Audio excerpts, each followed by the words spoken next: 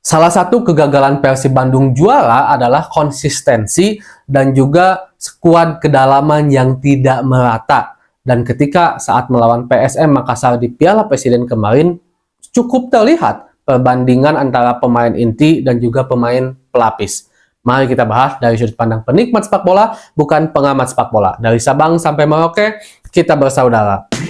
Bobotoh, salam dunia dimanapun kalian berada. Mudah-mudahan selalu diberikan kesehatan dan juga diberikan kelancaran dalam mencari rezeki yang halalan dan thayyiban. Amin ya Allah ya rabbal alamin. Nah, bobotoh salam dunia, salah satu kegagalan Persib Bandung untuk mendapatkan gelar juara adalah konsistensi dan juga skuad kedalaman yang tidak benar-benar merata dari setiap lini. Kita itu kalau dihitung-hitung seharusnya sekarang udah hat-trick gelar juara loh. Ketika kita harus flashback kembali di era Coach Robert Rene Albert, kita hampir juara. Tapi Persib tidak konsisten, akhirnya kehilangan banyak poin di laga-laga krusial. Di era Coach Luis Milla, lebih hampir-hampir lagi. Begitu hebat dan superiornya Persib Bandung tidak terkalahkan, tapi lagi-lagi tidak konsisten dan juga kehilangan poin di laga-laga yang sangat krusial gitu kan. Tetapi jika seandainya kita boleh flashback kembali bobotoh salam dunia, ketidakkonsistenan Persib Bandung itu sebenarnya dipengaruhi juga oleh bagaimana performa para pemain Persib Bandung, khususnya ketika ada beberapa pemain inti yang memang tidak bisa bermain. Kita mungkin ingatlah di pertandingan musim kemarin di era Coach Robert, di era Coach Bojan Hodak itu ketika kita lawan Bayangkara, ketika David da Silva tidak bisa bermain karena ada sesuatu hal, itu Persib kelihatan luar biasa lulus meleye pisan di lini depan. Seharusnya ngelawan Bayangkara dengan kualitas yang seperti itu di musim kemarin kita bisa menang banyak. Banyak banget peluang, tapi lini depan begitu tidak ada sosok yang bisa paten menciptakan gol seperti David da Silva. Dan itu sedang berusaha diperbaiki era Coach Bojan Hodak sekarang. Dan saya yakin Coach Bojan pun sangat melihat bagaimana Persib yang kekurangan di situ. Adanya Teja Paku Alam dan Kevin Ray Mendoza, bagi saya itu jadi hal yang bagus. Skuad kedalaman bisa dibilang rata di penjaga gawang. Untuk di lini belakang pun untuk saat ini bisa dibilang hampir pelapisnya bagus. Walaupun seorang Victor Igbonepo dan Bang Jupe ini kalau menurut saya memang udah agak sedikit menurun ya. Agak sedikit riskan juga sebenarnya ketika nantinya salah satu dari skuad 11 pertama di back ini antara Nick Weaver dan Gustavo Hengkang, maksud saya tidak bisa bermain, maaf bukan Hengkang ya bobotoh, tidak bisa bermain karena akumulasi kartu atau juga cedera, apalagi Nick nih. Nick ini kan tingkat dapat kartunya tinggi banget ya, sering banget mendapatkan kartu kuning dan pada akhirnya akumulasi tidak bisa bermain, otomatis akan sering sekali ditinggal pos Nick ini gitu kan, walaupun kita tidak berharap seperti itu. Nah, pilihannya hanya ada di Kakang sebenarnya, ada di Jupe, ada di Victor Igbonepo, Rahmat Irianto pun sebenarnya bisa ditarik ke situ, Robby Darwish juga bisa ditarik ke sana, Deddy Kusnandar juga sebenarnya bisa ditarik ke sana, bahkan yang terbaru itu Matteo Kocijan katanya bisa juga bermain sebagai seorang center back. Tapi jika kita melihat bagaimana posisi murni, ya hanya punya Kakang, Ahmad Juprianto dan juga Victor Igbonepo. Bisa dibilang cukup sepadan, tapi agak sedikit deg-degan juga ke kita selaku bobotoh kalau seandainya memang yang duet di tengah itu bukan Nick dan Gustavo. Walaupun memang kita juga belum bisa menilai bagaimana permainan Gustavo ya, karena untuk saat ini belum bermain bersama Persib Bandung, kita belum melihat bagaimana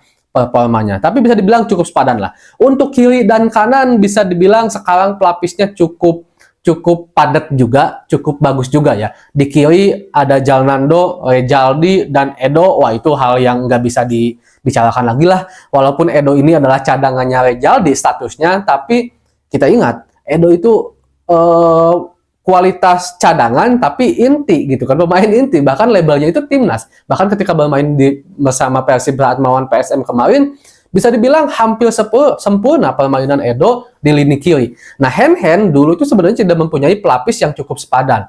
Ada sebenarnya Rahmat Irianto yang bisa bermain di situ dan cukup baik juga. Kadang Kakang juga selalu dimainkan di bek kanan ini. Nah, sekarang dengan kembalinya Robby Darwish, dan jika dilihat dari bagaimana performa Robby Darwish saat melawan PSM semalam, bagi saya Robby Darwish sangat-sangat berhasil ya sekolah di Dewa United dipinjamkan karena permainannya cukup apik dan cukup disiplin kalau menurut saya ya, apalagi dengan kelebihannya bisa ngasih long ball dengan lemparan jauhnya, itu menjadi senjata mematikan juga bagi Persib Bandung. Dan kelebihan dari Robby Darwish itu adalah fighting spirit. Mungkin skillnya belum terlalu bagus lah ya, seorang Robby ini pemain muda juga, tapi fighting spiritnya itu luar biasa banget. Di lini tengah, wah padat banget. Ada Deddy Kusnandar, ada Markok, Mateo, Rahmat Irianto gitu kan. Beckham Putra juga sebenarnya pemain aslinya adalah pemain tengah. Ada Abdul Aziz dan juga Azikri, si pemain muda bisa dibilang tebal. Cuman di depan nih, masalahnya itu di depan sebenarnya. Kalau menurut saya kemarin Persib agak sedikit goyah di babak kedua, untung aja nggak kemasukan. Lini serang lagi-lagi lini yang disoroti, sangat-sangat menakutkan lini serang Persib Bandung itu. Tapi sebenarnya sangat rapuh kalau seandainya Cio dan juga David da Silva tidak bisa bermain. Entah karena akumulasi, entah itu karena cedera juga. Ya, memang kita sekarang ada seorang Dimas Derajat. Oh, saya lupa. Adam Alis. Saya lupa nambahinnya. Adam Alis bisa sebagai playmaker juga di lini tengah, bisa juga cenderung agak sebagai second striker gitu kan. Oh iya, ada Del Pino juga. Saya lupa. Saya lupa Boboto, maaf, saya lupa banget gitu kan. Tapi kita udah lewat lini tengah, kita masuk lagi ke lini depan. Agak sedikit sulit sebenarnya menemukan pelapis yang memang agak mendekati performa dari seorang Cio Alves dan David da Silva.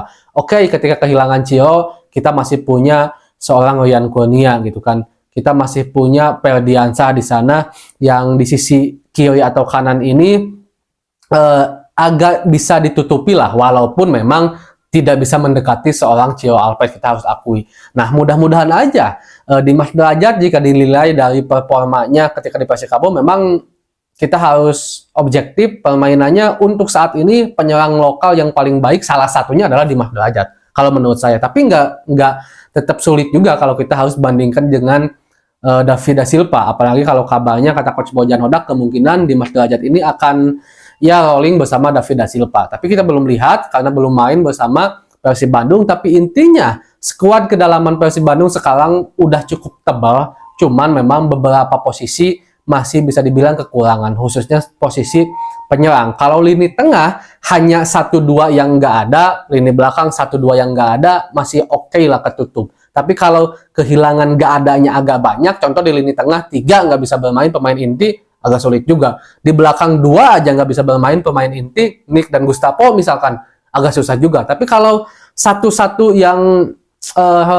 yang nggak bisa bermain, entah itu di lini pertahanan atau di lini tengah, masih oke lah gitu digantikan oleh pelapis-pelapisnya yang cukup sepadan. Tapi mudah-mudahan aja entah itu Dimas Derajat, entah itu di Adam Alis, entah juga pelapis-pelapis yang lain bisa menunjukkan performa terbaiknya dan performnya tidak terlalu jauh dari para pemain-pemain inti seperti Cio dan David da Silva. Mudah-mudahan kita back to back kembali juara di musim sekarang. Wabarakatuh, salam dunia. Segitu dulu mungkin pembahasan hari ini. Assalamualaikum.